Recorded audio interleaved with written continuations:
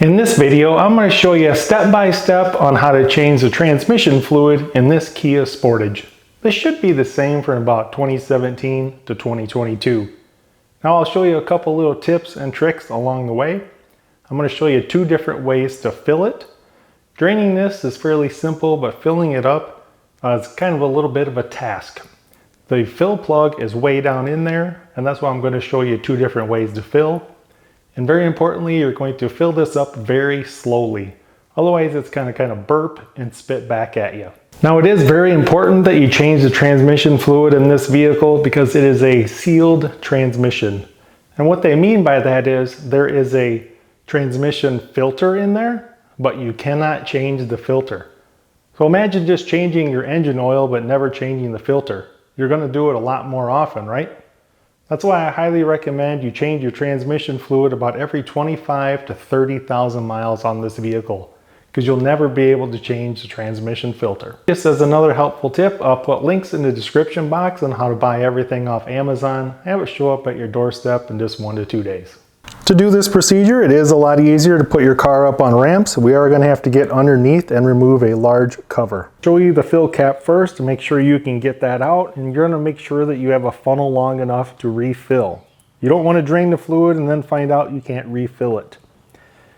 So if you see the corner of this box right here, in between these two is going to be the fill cap. And it's about 18 inches down. So I'm going to zoom in on it here.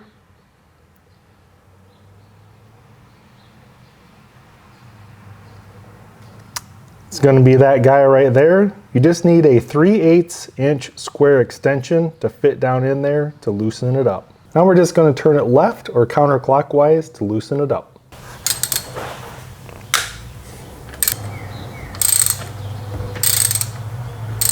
Now this is just a plastic fill plug. It is a little bit tight, but you can get your hand down in there to get the fill plug out. Now this is the large cover that we have to remove. It's held in place by screws and plastic pop fasteners. So if you go around the outside, as you can see, it's even missing this cover here. You're going to come across these pop fasteners like this. They simply just push out. And then you're also going to come across some screws. Go all the way around the outside and remove all of those fasteners. Depending on how much your car has been worked on, will depend on how many of these are missing. So there is one missing there. There's probably a couple missing across the back. So we're going to remove this entire cover. To remove these fasteners, you can use a trim tool like this. All you do is just get under them and pop them right out. For all these other screws, you can just use a 10mm socket. Now looking from the front of the vehicle, with that cover removed, we can get to the transmission drain bolt, which is right here. So looking at the front, you'll see this black cover. Go a little bit to the driver's side and then go straight back. You'll see this tab right here. Right behind that tab is the drain plug. Now you're going to need a container that's going to catch at least 4 quarts of fluid. I like to use these clear containers that are marked so I know exactly how many quarts is coming out of whatever it is I'm draining. A 24mm socket to remove the drain bolt. Go ahead and remove the drain bolt.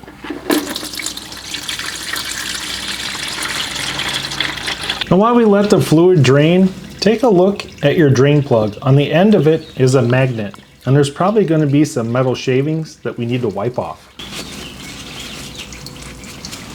There's also going to be a crush washer on here, and you're going to want to replace that as well. Now that I know all the fluid is out, install a new crush washer and install your drain plug. Use a torque wrench and tighten to 22 foot-pounds. So using the clear bucket, I can easily see that I drained out just under 4 quarts. So to refill this, I have a standard transmission fluid funnel. The funnel is about 14 inches long.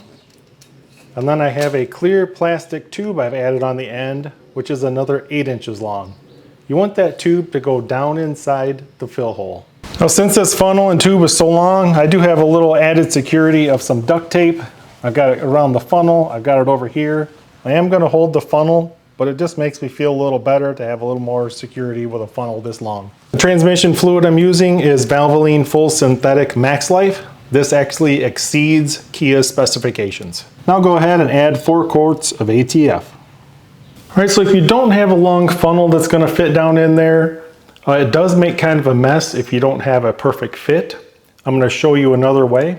We're going to remove this air box and this tube right here, and that's going to allow us to use a shorter funnel. To remove this air box, we have 2 of these little kind of pop rivets right here. You just use a flat blade screwdriver, pop these up and remove them. And then we're going to lift up on the air box and pull straight out. And now to give us a little more room, we're going to remove this piece here. So if you follow it here to the back, we have a Phillips screw right there. We just need to loosen that up. Now all these other clamps over here, just leave those on because we're just going to kind of move it out of the way a little bit. And then right down here, you'll see there's kind of a hidden hose clamp. We need to loosen that one up as well.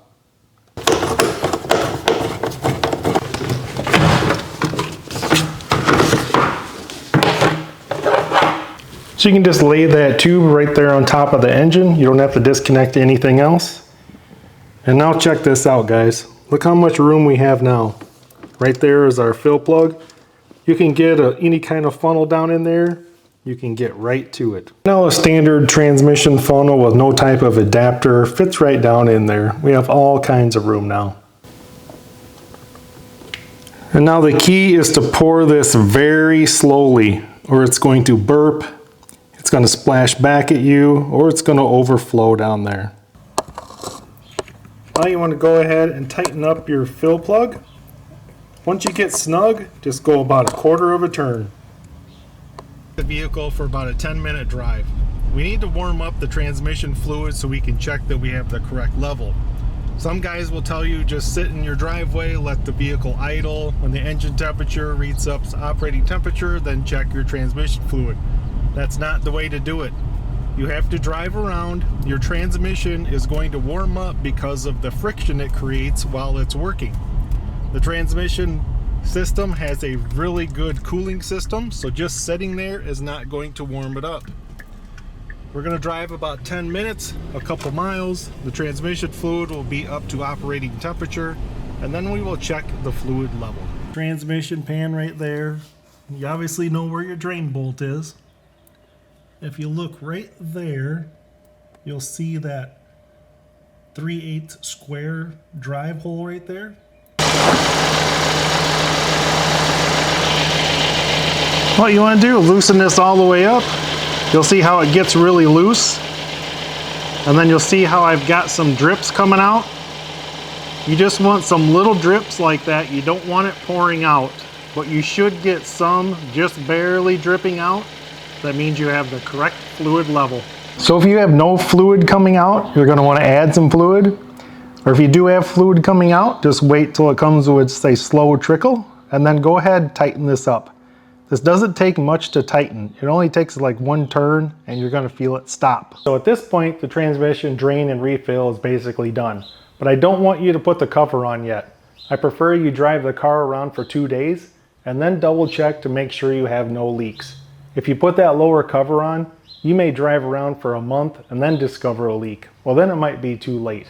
So at this point, drive the vehicle for about 2 days, go underneath and double check that there's no leaks. You know there's no leaks, we can go ahead and reinstall this lower engine cover.